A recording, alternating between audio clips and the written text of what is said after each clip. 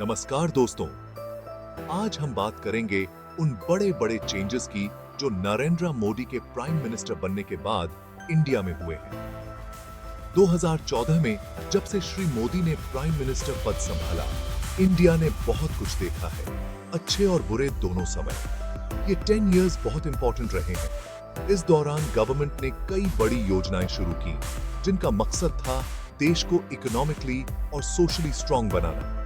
कुछ policies successful रहीं तो कुछ पर बहस हुई।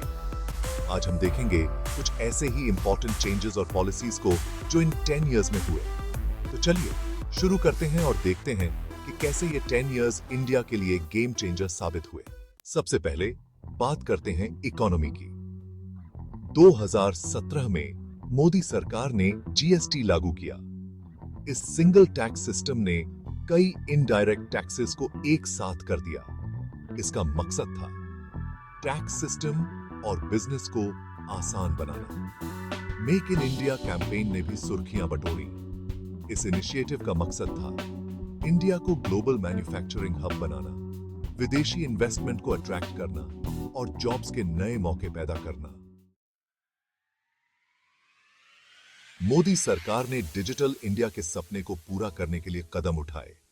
मकसद था देश के हर कोने तक इंटरनेट पहुंचाना, गवर्नमेंट सर्विसेज को ऑनलाइन उपलब्ध कराना और डिजिटल लिटरेसी को बढ़ावा देना। इसके तहत कई पहल शुरू की गईं, जैसे जन धन योजना, आधार कार्ड और डिजिटल पेमेंट्स को बढ़ावा। इससे लोगों की लाइफ आसान हुई और इकोनॉमी को बूस्ट मिला। सफाई के मामले में मोदी सरकार ने एक बड़ा कैंपेन चलाया। 2014 में शुरू हुआ स्वच्छ भारत अभियान देश को खुले में शौच से मुक्त बनाने और सफाई के प्रति अवेयरनेस फैलाने के लिए शुरू किया गया। इस अभियान के तहत लाखों टॉयलेट्स बनाए गए और सफाई के प्रति जागरूक बनाया गया। चैप्टर 4, मोदी सरकार ने पैसा पहुंचाने में इंपॉर्टेंट योगदान दिया। जन धन योजना से लाखों लोग बैंक सिस्टम से जुड़े। मकसद था हर नागरिक का बैंक अकाउंट खुलवाना और फाइनेंशियल सर्विसेज से जोड़ना। इससे लोगों को फाइनेंशियल सिक्योरिटी मिली और कल्याणकारी योजनाओं का पैसा सीधे अकाउंट में पहुंचा। चैप्टर 5, हेल्थ सर्विसेज के क्षेत्र में मोदी सरकार ने आयुष्मान भारत योजना की शुरुआत की। इस योजना का मकसद था गरीब और वंचित तबके को मुफ्त और अच्छी क्वालिटी की हेल्थ सर्विसेज देना। इस योजना के तहत लाखों लोगों को गंभीर बीमारियों के इलाज के लिए फाइनेंशियल हेल्प दी जा रही है। चैप्टर 6, विदेशी इन्वेस्टमेंट को अट्रैक्ट करने के लिए मोदी सरकार ने बहुत कुछ किया। एफडीआई नियमों में ढील, लाइसेंस प्रोसेस को आसान बनाना और बिजनेस करने में कई सुधार किए गए। मकसद था इंडिया को अट्रैक्टिव इन्वेस्टमेंट डेस्टिनेशन बनाना और ग्लोबल मार्केट में भागीदारी बढ़ाना। चैप्टर 7, विमुद्रीकरण, एक साहसिक कदम।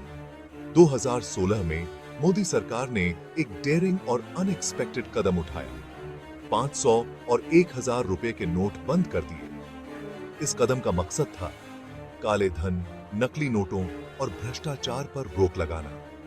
हालांकि इस कदम का इकोनॉमी पर क्या इफेक्ट पड़ा, इस पर आज भी बहस जारी है। एग्रीकल्चर सेक्टर में सुधार लाने के लिए मोदी सरकार ने कई कदम उठाए। नए कृषि कानूनों को लेकर किसानों के साथ टकराव हुआ। सरकार का कहना था कि इन कानूनों से किसानों का फायदा होगा, लेकिन कई किसान विरोध कर रहे थे।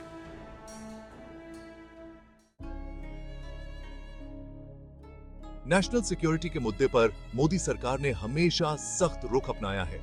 टेररिज्म से निपटने के लिए कई कदम उठाए गए, बॉर्डर पर सिक्योरिटी बढ़ाई गई और सेना को मजबूत बनाने के लिए कदम उठाए गए।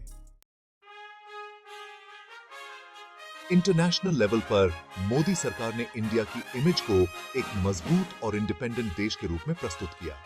अमेरिका, जापान, ऑस्ट्रेलिया जैसे देशों के साथ रिश्ते मजबूत हुए और ग्लोबल इश्यूज पर इंडिया की आवाज बुलंद हुई। मकसद था ग्लोबल स्टेज पर इंडिया की भूमिका को इंपॉर्टेंट बनाना। तो दोस्तों, ये थे नरेंद्र मोदी के कार्यकाल में इंडिया के प्रमुख बदलाव। ये 10 इयर्स इंडिया के लिए बहुत इंपॉर्टेंट रहे हैं।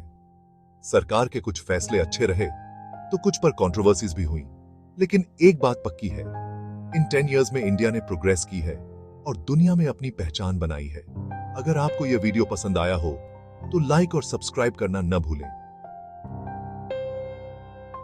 धन्यवाद।